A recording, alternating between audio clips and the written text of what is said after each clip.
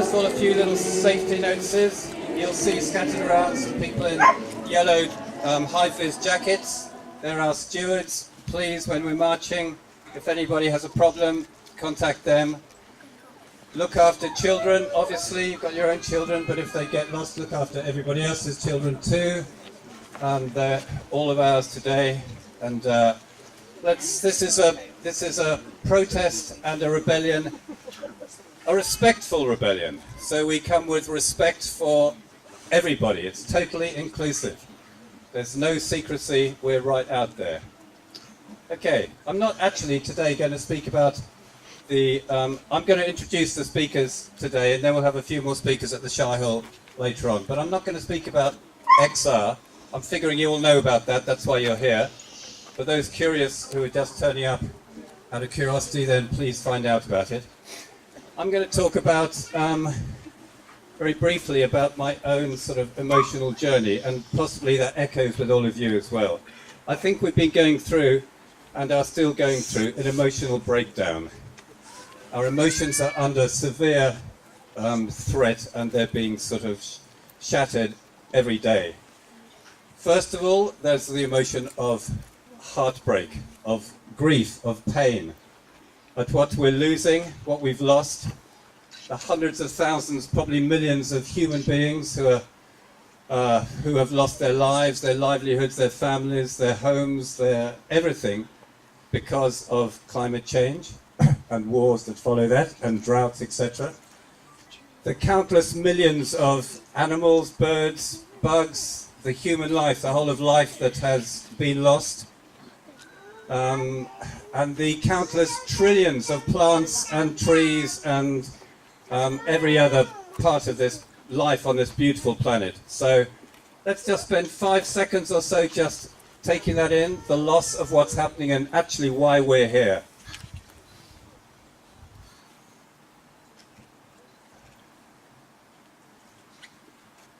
And then, of course, grief's first brother or sister or cousin, fear. The fear of what we could lose, the fear of everything else that we've still got that is in the balance. That's why we're here as well. Okay, then following on from fear and grief and loss, there's anger. Anger and rage at the forces that have made this happen.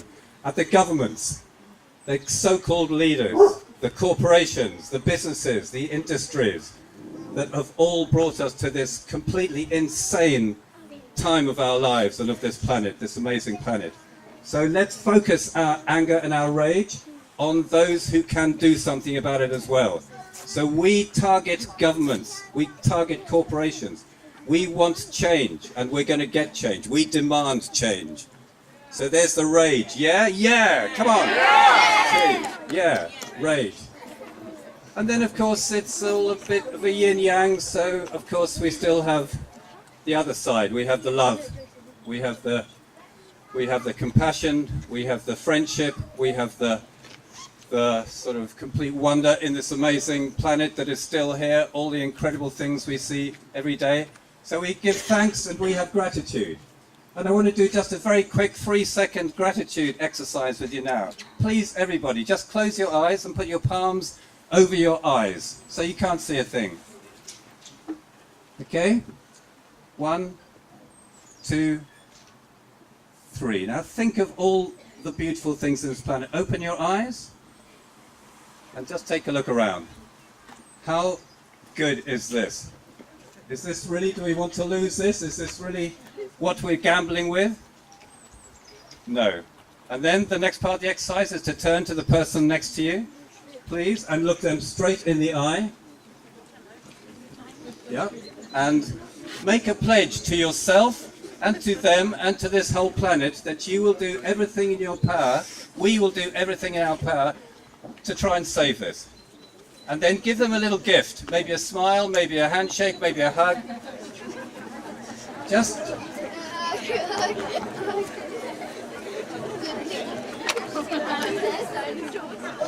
And let's support each other. Let's support each other through this. We have to help each other. Okay. I think that's just about it. We also have to empower ourselves and each other, so we have to keep healthy especially in this winter time when the rest of nature is actually hibernating. We're coming out marching like loonies in the rain through the streets. So look after yourselves, look after your friends, and let's spread this message. The whole thing about this Extinction Rebellion is that it's a localized thing. We take this message to our streets, to our villages, to our hamlets, to our towns, and we go to our next door neighbours. We go to people that we don't know, actually, because we all know each other. We're all friends and brothers. We take this to people we don't know, and we turn them on. We cross that chasm, and we turn the next bunch of people on. So please do this. This is just the first of a series of demonstrations that we'll be holding. And so the next one we want to be double. We want to fill this whole green. Okay? So thank you for being here. I'm now going to introduce, we've only got four or five speakers. Yeah. We've only got 4 or 5 speakers, so we'll run through them quickly and then we'll sing and we'll march. So I'd like to introduce Kate Gathercole, who has, for many years, I'm sure all of you know her, has spearheaded the Green movement in, apart from Diana, the Green Party, of course.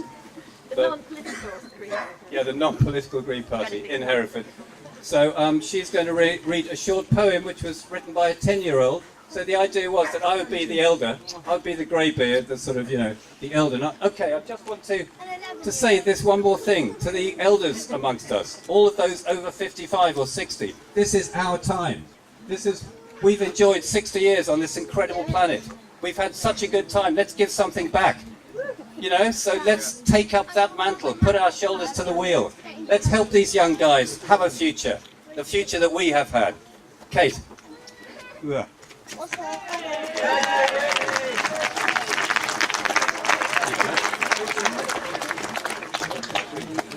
Okay, so this is a poem that was written by one of the youngsters here today, a nameless youngster, when she was 9 or 10 years old. Can you hear me? No. When she was 11 years old, this poem was written. Okay, you got it? It's called I Am Nature. I am the air that you breathe. I am the sun that warms your back. I am the snow that you play in. I am the frost that covers your window. I am the streams that you splash in. I am the rivers that you fish in. I am the sea that you sail in. I am you. I am me. I am nature.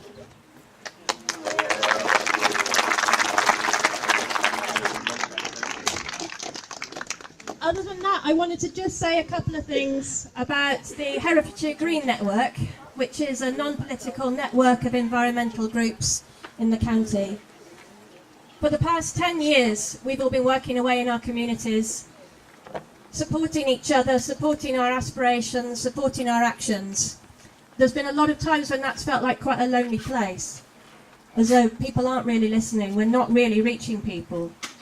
And it feels as though now there's a change.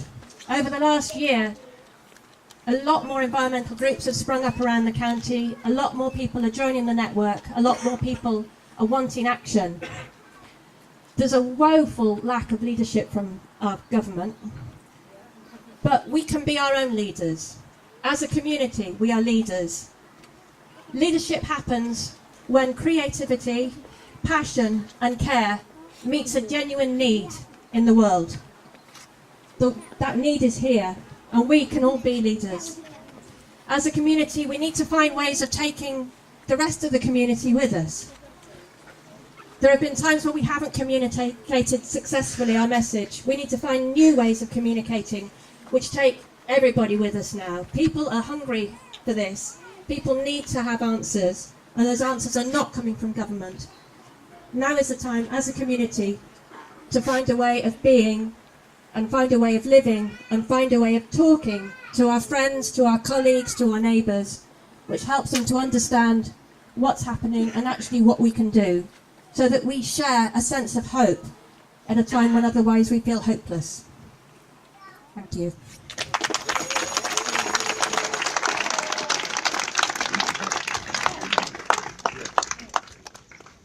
So now I'd like to introduce Ben Salmon, who is one of the stars behind our local rebellion, and he's been working pretty tirelessly for the last 3 weeks or 4 weeks. So he was up on the bridge, blocking the bridge. He's got a picture in the paper. He's quite famous, really. Here he is. He's also the leader of our singing group, which you will be party to later on. Thank you. Oh dear. He's playing to my ego. So the ego, yeah.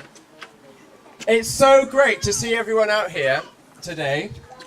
We are here, I think, because of our shared compassion for the suffering that we are being shown every day. For years we've been living in a myth of separation, I think. That we are separate from the world around us. But I think the compassion that we're all feeling and that has brought us here together is that part of us that knows that it is a myth, that it isn't true, that we're apart from this place. We are this place as much as anything else, and we feel its suffering, and there are enough of us now, perhaps, to give us strength, that we're not crazy hippies with feelings, wanting to hug trees. Not only are we crazy hippies who want to hug trees, not only are we those crazy hippies, but we are the trees. And together, we need to show those who are yet to wake up that this is our chance to express our true nature. And our true nature, I think, is a connectedness to all that is. It sometimes can feel very frustrating to be part of a group of people who meet and talk and share their dreams for a better world. But it may be that we're at a turning point, because this kind of gathering has been happening over the last month all over the country, and it's going to increase, because I'm afraid that what we're facing isn't going to go away. We're all very lucky to have woken up. We need to wake up enough people to dance with this changing time in a creative and positive and life-enriching way. Here is it's the declaration, basically, of the rebellion. And what we're doing is we're getting signatures from all of you, please. If you haven't yet written your name on this and you'd like to, please write on this. We're going to give this hard copy of the declaration to Jesse Norman.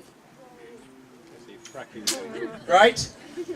Lovely Mr. Norman, who is a human being, and he's got, I don't know if he's got children, but he's certainly part of a family, and we've all got an equal right to be here alive. This is not against anyone, but there are people with apparently more leverage than we have, which is a shame, but it's the case.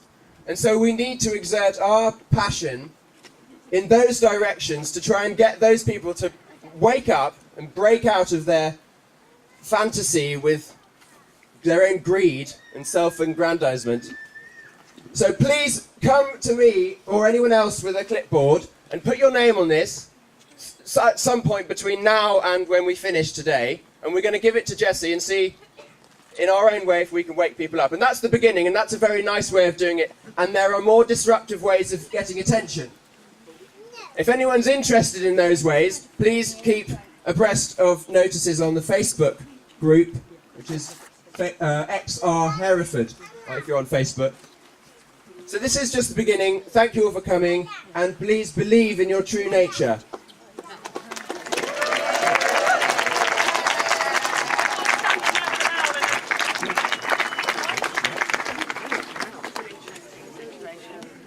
Okay, now, thank you very much, Ben, that's great. Now we have Sasha Norris and her amazing owl. So, please listen to Sasha. She runs an animal sanctuary. Which one's which? And all the rest. Here she is. Okay, I've got to stand on a stepladder with an owl and my phone and a microphone. The reason I've got my phone, I normally speak spontaneously, but I actually feel incredibly emotional today. When George Monbiot stood up in front of the Extinction Rebellion a couple of weeks ago in London, he talked about working for 33 years trying to raise awareness of the natural world.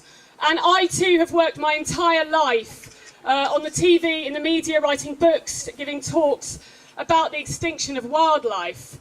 When I sat down as an undergraduate zoologist to write my final exams, I wrote a sentence, African lions, Panthera leo, population 125,000 animals. The population of African lions today is 25,000 animals. I might cry at this point. I work with, I run Herefordshire Wildlife Rescue. I work every day with wildlife in Herefordshire and I'm confronted by the issues that face wildlife here, our local wildlife. Lily, could you bring Phyllis over? This is my daughter Lily. Not the owl. Sorry. The girl is my daughter. The owl is Phyllis. She is a captive bred owl that works in education, going into schools in Herefordshire, talking about issues facing these owls. There are 3,000 barn owls in Britain and 68 million people. We can't get any more barn owls because every single barn owl that attempts to be recruited into the population is killed on our roads. Barn owls cannot live within 25 kilometres of an A road because they fly slow and low over our roads and get killed at some point. So their numbers cannot increase. That's only one of the issues facing them, but we know the solution. The solution is to plant trees all along our roads, and then the owls perch in the trees and fly over the roads with more awareness of the cars. When we plant trees along our roads, we also slow the cars down. It has a natural effect, and the drivers are de-stressed. So that's a win-win. But like lots of environmental problems, we know the solutions, but we don't seem to be putting them into action. We have some hedgehogs here. Salvi? We're going to have some hedgehogs going around the crowd in a moment. These are rescued hedgehogs from Herefordshire. They will be released in the spring. Hedgehogs are insectivores. German research has shown that we've reduced the insect fauna in Europe by 82% over around 30 years. Okay, so if you're wondering why hedgehogs are in decline and why loads of our farmland birds are in decline, that's probably why. I don't know if any of you remember when I was a child in the 70s, when you drove around in your car, after a while the windscreen got covered in flies. You had to clean them off. That doesn't happen anymore because there aren't many flies left. Okay, and without that ecological basis, we simply cannot have the other animals like Owler here. I haven't introduced Owler, have I? This is Owler. She is a rescued owl. I was given a license by DEFRA to work with her in education. She goes into schools and talks about the need for big trees. These owls need large trees. They always prefer to nest in oak trees. She's a tawny owl. So I just want to say that I am overjoyed to see everyone here, and I keep sort of breaking down into tears whenever I read about this process, this Extinction Rebellion that we have started. It seems massively overdue. Remember that governments are lobbied intensely by pharmaceutical industry, by the plastics industry, by petroleum, by agrochemical businesses. So we have to shout really loud because these people have a lot of money. I wrote an article for The Guardian 15 years ago about plastic bags ending up in our seas. We knew then what the solution was to that, and it's only just come in that we now have to finally pay 5p for our plastic bag, which has reduced their use by 85%. We know the solutions to these problems. We are a brilliant species. The reason that we are so good at destroying the planet is because we're so clever. We are so brilliant at solving our own problems. You know, if we have something, a worm eating our potato, a slug eating our potatoes, we know how to kill it. We also know the solution to this mass environmental apocalypse, this ecological apocalypse, as Chris Packham calls it. We know what the answer is, and now we're here to put it into action. So thank you all very much for being here. It's the only civilised thing that we can do is fight for natural worlds. Thank you.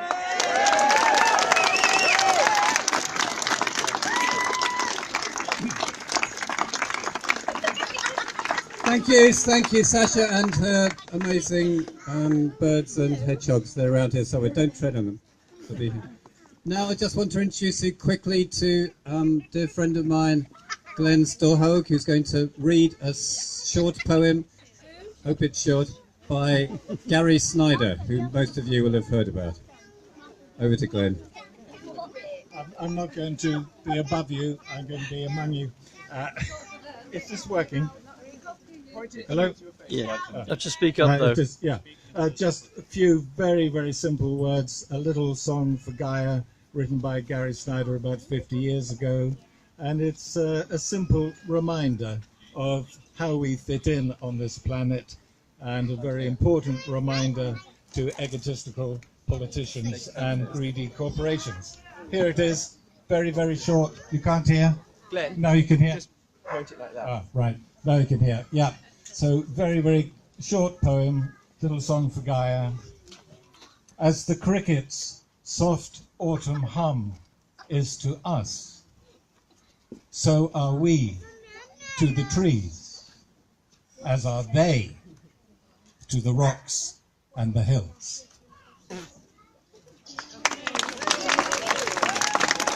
Thank you, Glenn. Thank you. Thank you, Gary. I'm sure he's here with us in spirit. Actually, he will be. Now, who have we? Cathy. Where is Cathy? I'd like to introduce you to Cathy Buckley, who you probably heard of through emails or know personally. She is a driving force behind this movement and has been everywhere. So please welcome Cathy Buckley. We're going to march soon, don't worry. Wow, well, looking at you, there's so many people here. You can see when you stand up here, and it's fantastic. Thank you so much for coming, all of you. I wish I could count you, but I can't. It's great. Lovely to have you with us. Now, I was supposed to be saying a few words about the science behind climate change and mass extinction, but you know, I found it so hard. My living room is covered with bits of article and notes written on bits of paper, and I really couldn't decide what to do. Was I to explain why Donald Trump is wrong when he sort of gets muddled between weather and climate? He looks outside and, oh dear, it's cold, so what's happened to climate change? Well, weather and climate are not the same thing. The weather is what you see outside the window and what you feel when you go out. The climate is what's averaged over a large area and a large period of time. They're not the same thing. So I decided not to tell you that, but I have anyway. So something else I decided, and I made a demonstration on one of these flagpoles, because it's easy to hear the statistic that prior to the Industrial Revolution in this country, the global amount of carbon dioxide in the atmosphere was 280 parts per million, and now it's 410. But it's very difficult to see what that looks like. So I got a flagpole, and 280 parts per million comes up to about my middle. 410 parts per million was up to my nose.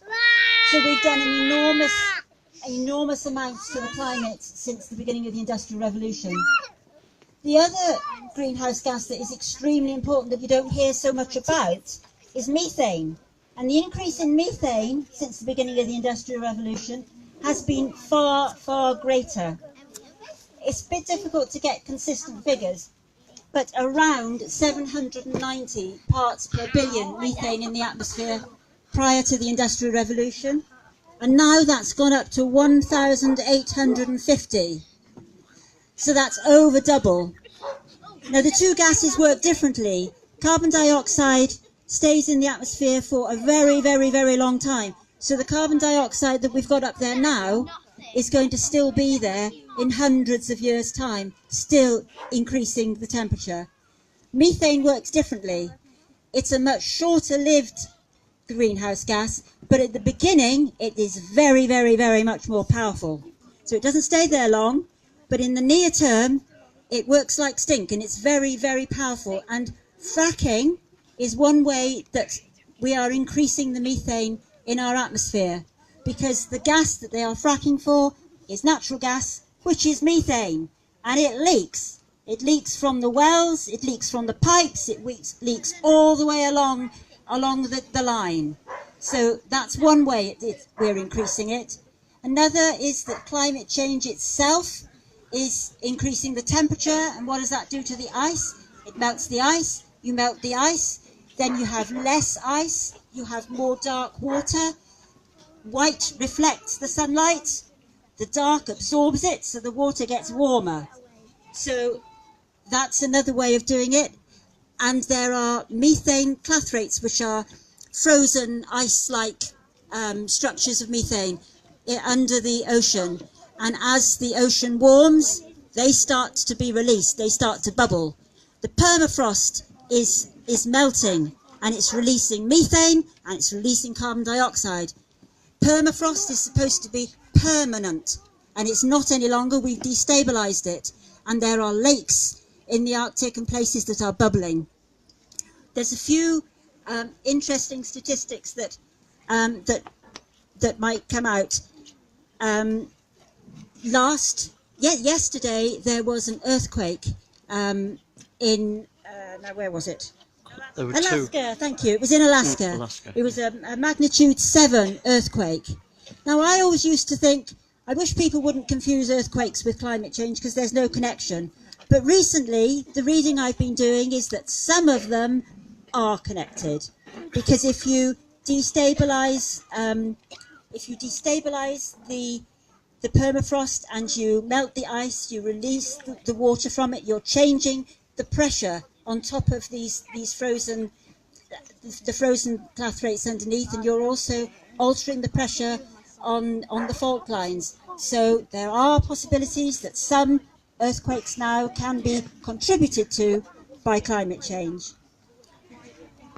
Two other things that I just want to mention that really struck home to me, recent articles. One is that the giraffes are now endangered on the endangered list, which is horrendous. And salmon, the salmon season in Scotland, people who wish to catch these things, there has been practically none to catch this year. So you look at the top species and then you look at why. Climate change itself may be one reason, habitat loss may be one reason, pollution may be one reason, but one really, really, really basic reason goes back to what Sasha was saying. What they eat is disappearing. If you eat frogs and the frogs eat bugs and there are no bugs, then there's no frogs and then you can't have anything to eat. And that is happening all over. It's happening on the earth, the land. It's also happening in the ocean. The baseline of ocean life is the plankton. We're acidifying the ocean. We're killing the plankton. We're killing the fish. We're killing everything that eats the fish. And we are animals too. We eat fish. Don't need to say any more. Thank you for coming.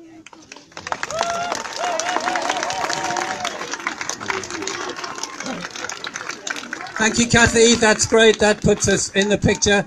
Now it's always good to end these things with some positive good news. So I want to pass over to our positive guru here, Richard Priestley, who's going to give you a few tidbits of really exciting stuff happening around the planet, and then we will walk, we'll march. Great.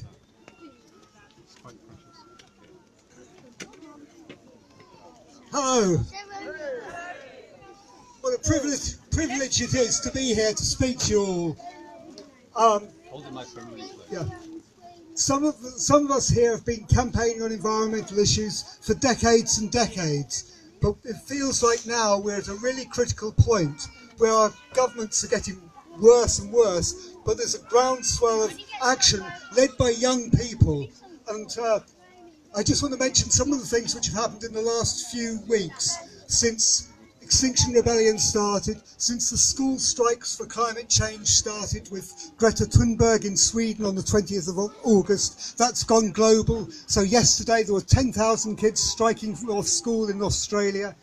And if you've seen the clips on YouTube, wonderful posters and placards, wonderful spirit. And it's great to see us here in Hereford echoing what's going on in Sydney and Melbourne and places in Australia.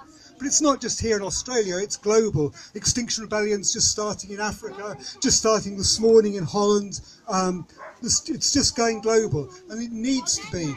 In the past, we've always been a few hundred people or a few thousand people. We need to be millions of people working together, and then we can change things, because we have the technology. Philosophically, we could feed and house and clothe and provide a comfortable standard of living for 7.5 billion people. We could do it in ways which don't use fossil fuels, don't create pollution, but it does require change on an enormous scale. It means abandoning our political and economic systems and changing totally and very, very quickly. We need to get to net zero carbon emissions within 12 years. That means leaving all the fossil fuels in the ground and switching to other sources of energy. This is all theoretically possible, but politically almost impossible to conceive. We need different politicians, and we need our existing politicians to just get out of the way.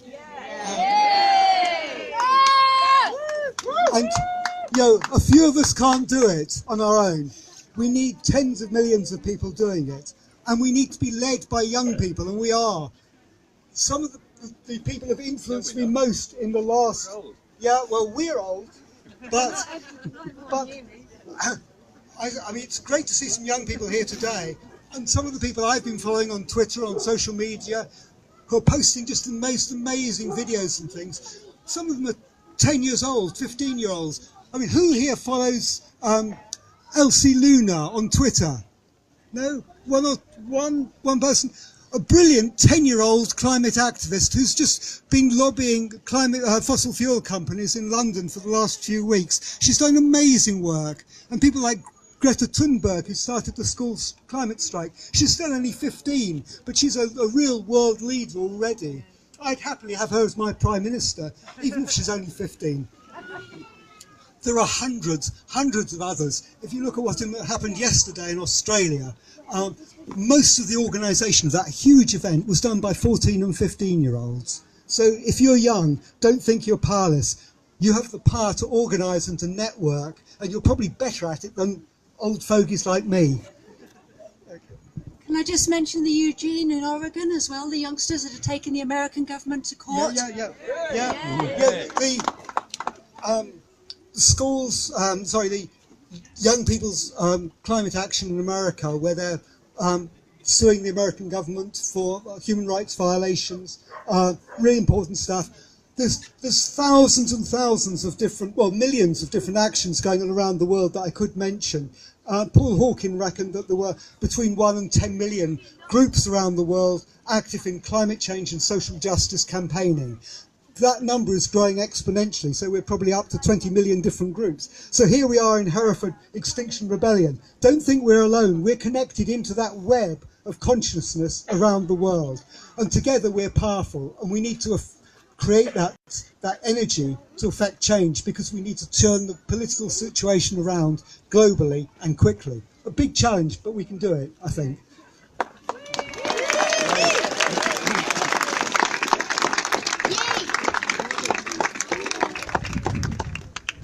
Okay, I started, so I'll finish. That's it for the speakers. You'll be delighted to know. Now we march. As Leonard Cohen said, first we take Manhattan.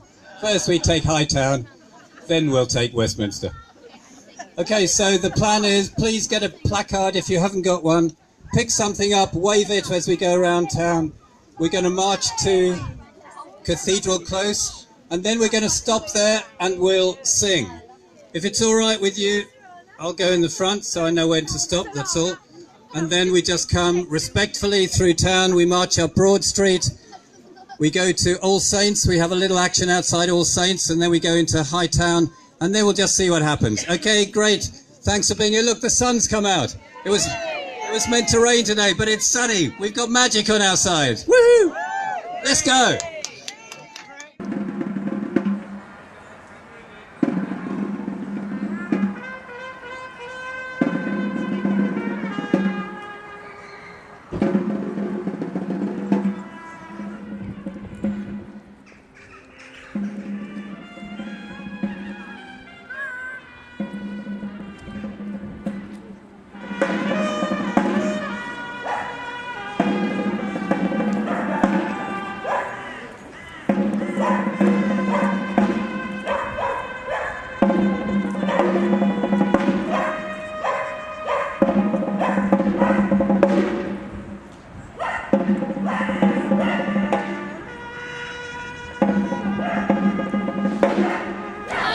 let's go. Okay, come on, guys.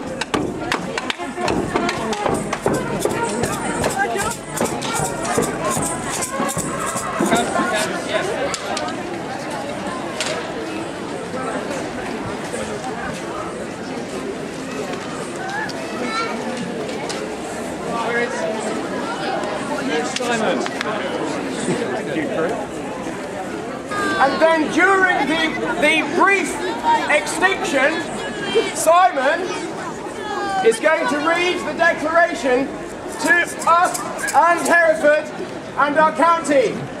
And Mr. Jesse Norman, who is not at work today, but please, before the end of the day, write your name on the declaration, wherever it is, so that we can give it to Mr. Norman. It's behind you. And we're going to give it to him tomorrow, Monday. Ready?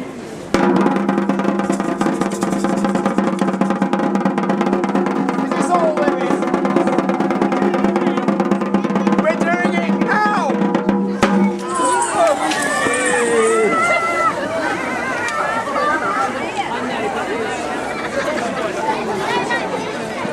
Okay, Simon, turn it off.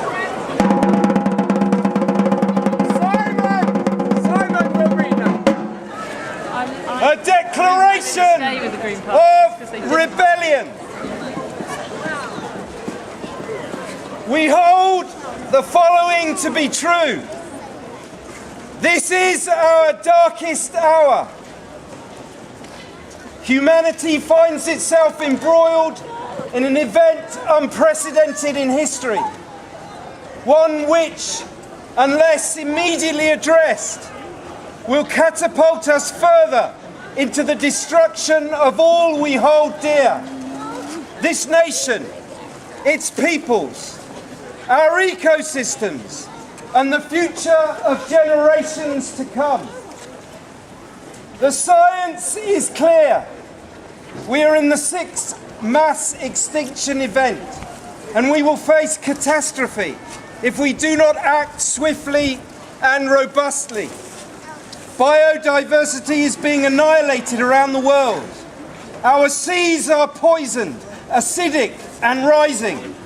Flooding and desertification will render vast tracts of land uninhabitable and lead to mass migration. Our air is so toxic that the United Kingdom is breaking the law. It harms the unborn whilst causing tens of thousands to die. The breakdown of our climate has begun. There will be more wildfires, unpredictable superstorms, increasing famine, an untold drought as food supplies and fresh water disappear. The ecological crises that are impacting upon this nation, and indeed this planet and its wildlife, can no longer be ignored, denied, nor go unanswered by any beings of sound rational thought, ethical conscience, moral concern, or spiritual belief. In accordance with these values, the virtues of truth and the weight of scientific evidence, we declare it our duty to act on behalf of the security and well-being of our children, our communities, and the future of the planet itself.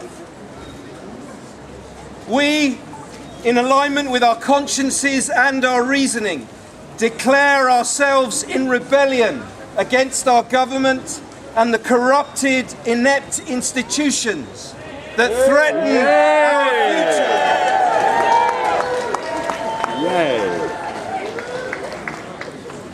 The willful complicity displayed by our government has shattered meaningful democracy and cast aside the common interest in favour of short-term gain and private profits.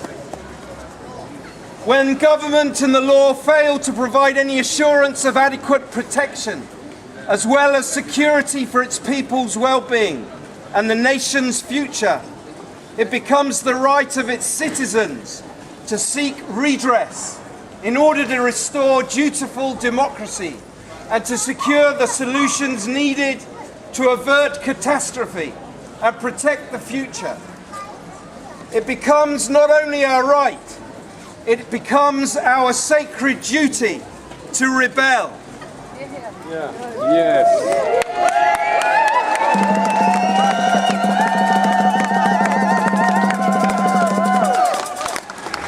We hereby declare the bonds of the social contract to be null and void, which the government has rendered invalid by its continuing failure to act appropriately. We call upon every principled and peaceful citizen to rise with us. Rise!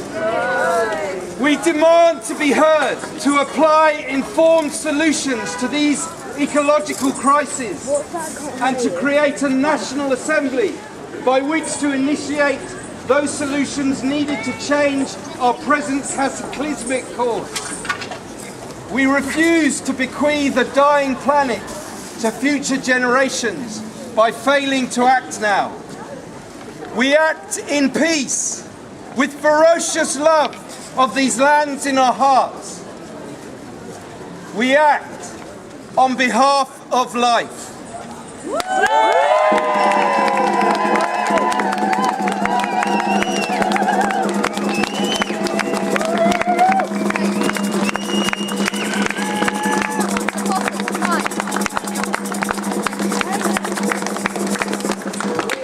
Didn't even need a microphone. Amazing. But he is a vicar, you know. So thank you, Simon, so much. Okay, let's move on to Hightown and hand out the leaflets. Hand out the leaflets.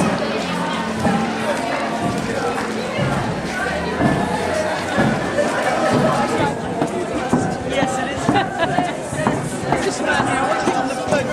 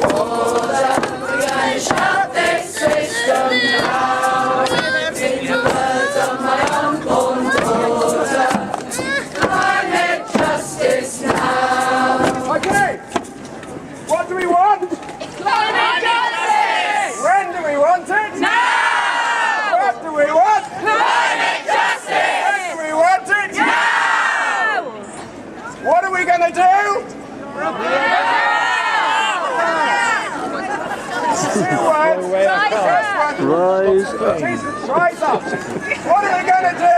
Rise up! When? Now! Why? Now we're going to do another song. This land is your land. This land is my land. There's place to go wrong. To the highlands. To the sacred forest. To the holy highlands. This land was made for you and me. This land is your land. This land is my land. From the coast of Cornwall to the mist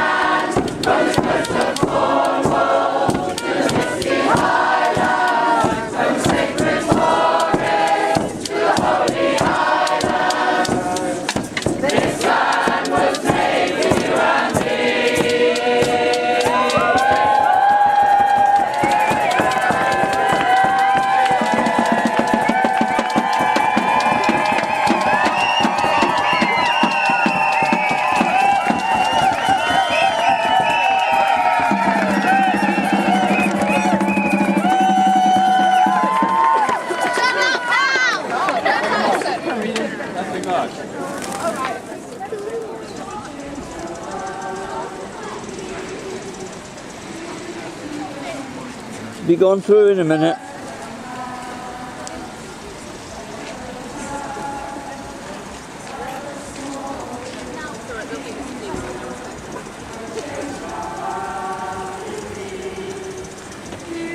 Doesn't that just say it all? The motorist has got to force his way through.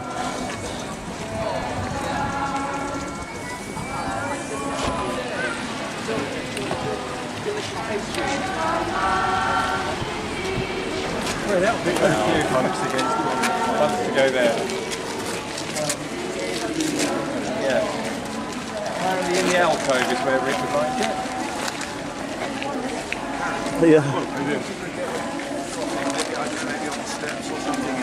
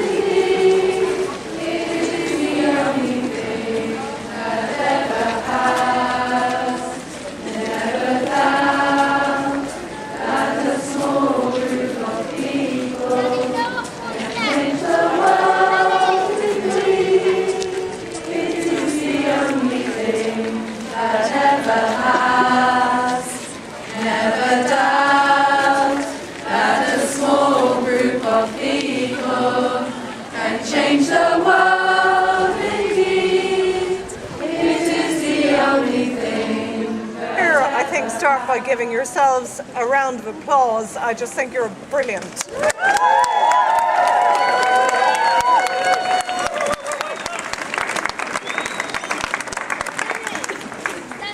I am pretty much much the same as you. I'm probably not the same as you, but a little taller and a bit wrinklier and fatter now.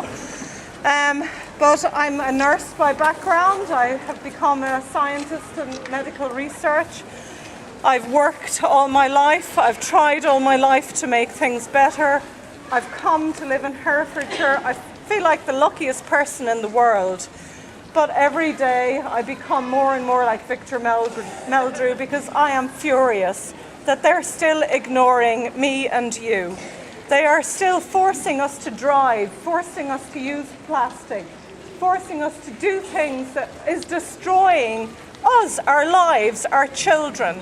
If you have a child who has asthma today, what condition will their lungs be in by the time they leave school? I'm campaigning against the bypass because it's the only thing I can do that's practical at this moment.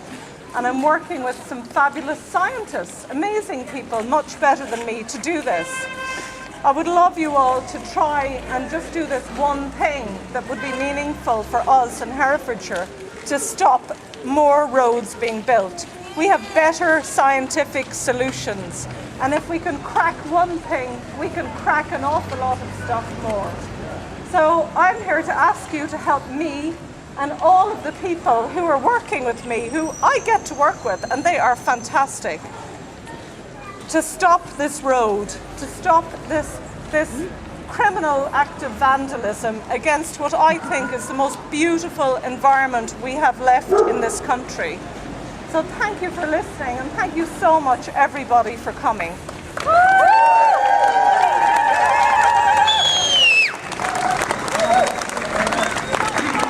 Thank you very much, Pat. That's excellent. Now I'd like to call on, we've just got 2 more people to wind this up, and then you're free to go. I'd like to call on Rob Polgrave, who's a stalwart of the Green Party here. He's just going to say a few things, and then Diana Toynbee, a Green candidate here, is going to wind it up. Thank you, Rob. Thank you. Right. Speak up. Come closer, yeah, Really please. shout, they can't Have to hear shout. You can hear. Come in, come in.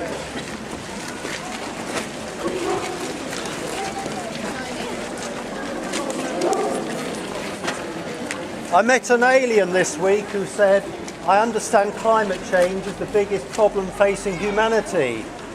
He went on, I'm puzzled. If that is so, why do I see on the news every year details of how many students got GCSEs, how long it takes to be treated in hospital, and almost every month I see the Governor of the Bank of England telling us about interest rates, but I don't see anybody telling us about climate change.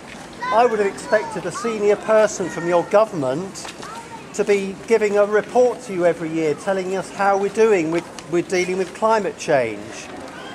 And then he went on, the alien, he went on, you say you must solve climate change for the sake of your children and their children. If so, why are you spending money on things that you know make it worse? Roads, airports, more and more cars, extracting more fossil fuels and burning them. You seem to believe that setting long-term targets and striking international agreements is sufficient, when you should be reducing consumption and your emissions right now. I also see, said the alien, that you are spending a lot of time and money exploring space and are talking about inhabiting other planets. Is that a wise thing to do when your scientists say you've only got 12 years to fix your own planet? Why not do the work that you know is needed and stop fantasising about escaping to another world? And by the way, don't come to my planet and wreck that one. If you're so intelligent and all-powerful, why do you not accept that you must look after the only home you have? You must treat it with care and respect its limits. Now, are your leaders helping? Your Mr. Gove, for example, gave a speech a few days ago on climate change when he said there can never be too much information. The more we know, the greater our ability to shape events for the better. But it's obvious to me that you already have the information, but you are delaying taking the necessary action. You have an emergency right now, you know it, and by not doing enough, you're risking your very future. Your Mr. Norman knows that your strategy, or says that your strategy has to have more strategic roads. Your Councillor Price wants to go ahead with the Hereford bypass, even though he knows it will make catastrophic climate change more likely.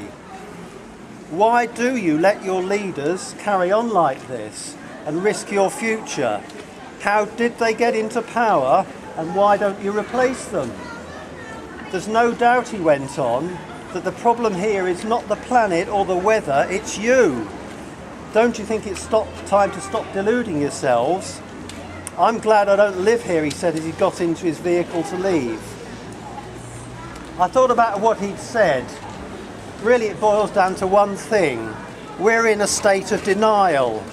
Our politicians can't come up with a plan other than relying on undeveloped technology, and they hide behind long-term targets, which no one is accountable for. The majority of the public accept climate change is real, but feel powerless to do anything, or have been frozen into inactivity through the bystander effect. So unless there's going to be a revolution and a new form of government, which is possible but unlikely in the near term, we have to work with the system we have. That means cajoling our current political leaders to make every decision the right one for the climate, and to spell out to the public that for the time being at least, freedoms to enjoy excessively polluting lifestyles will have to stop. That's a tough ask, and politicians clearly don't relish it. But surely we owe it to ourselves to push them hard, and if they can't deliver, to get them out of the way and let somebody else take over. Now I'm going to get out of the way and let Diana Toynbee speak and wrap up the meeting today. Thank you very much.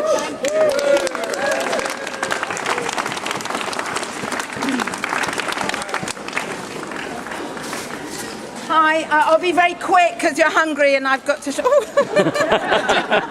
I'm not looking up your nose. Farther away. Thank you to everybody who organised today. It doesn't look like it because it's so relaxed and easy, but it's a massive amount of organisation.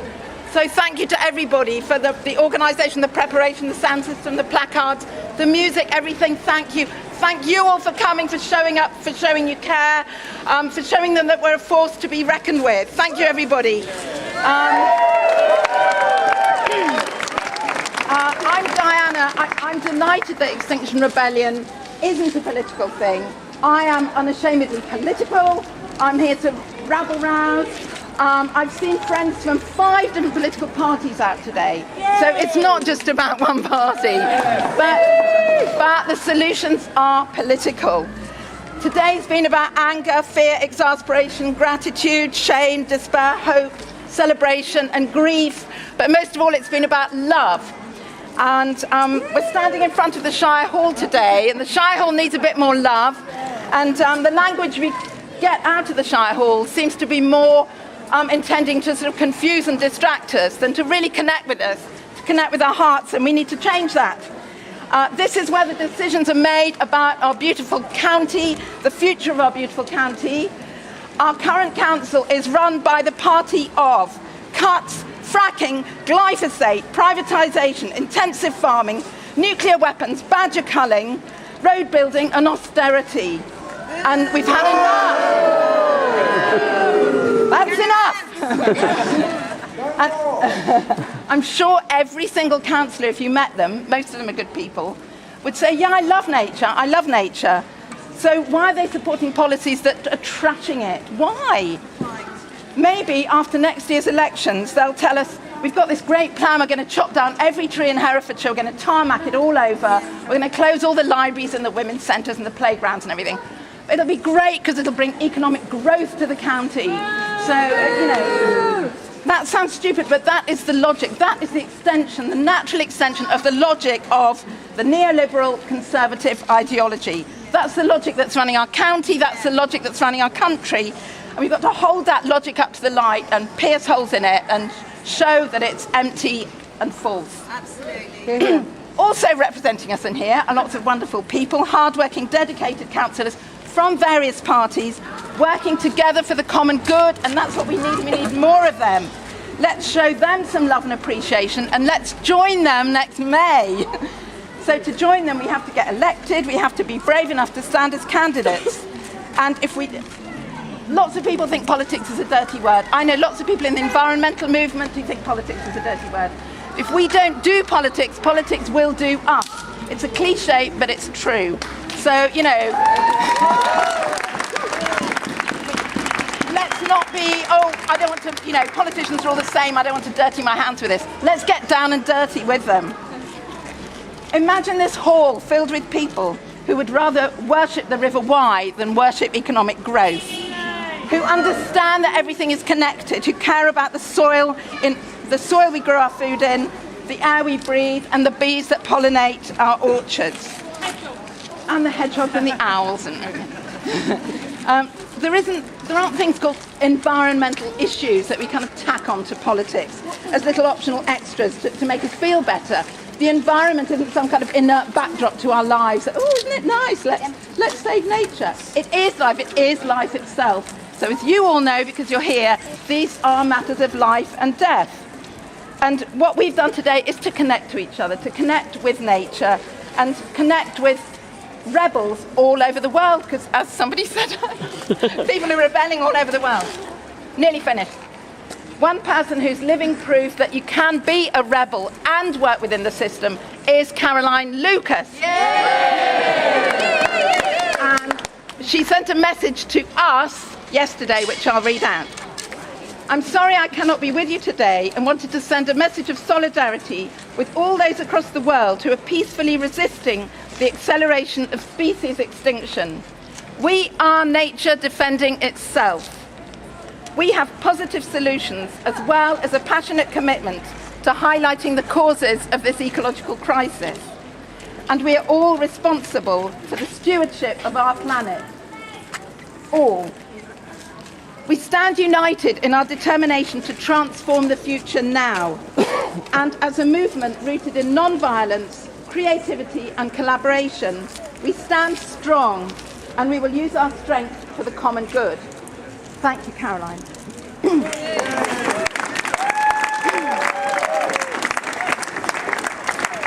So for our rebellion to succeed, we've got everything that we need. We've got passion, energy, fury, I've got lots of fury, creativity, determination, solidarity, heart and soul, and we've got each other.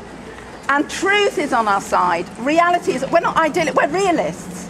Truth is on our side. And we know what needs to be done. As people said earlier, everybody knows what needs to be done. All that is lacking is political will. And nature is on our side. Nature, despite all the crap we throw at it, continues to sustain us and inspire us and nourish us. All we have to do to enable nature to flourish is to stop abusing it, poisoning it and destroying it. And that can give us hope and inspiration and energy. So thank you for your patience, thank you for your impatience. Next meeting is January the 16th. Make sure you're on the email list, keep in touch, keep enjoying it all and keep up the pressure, and thanks very much.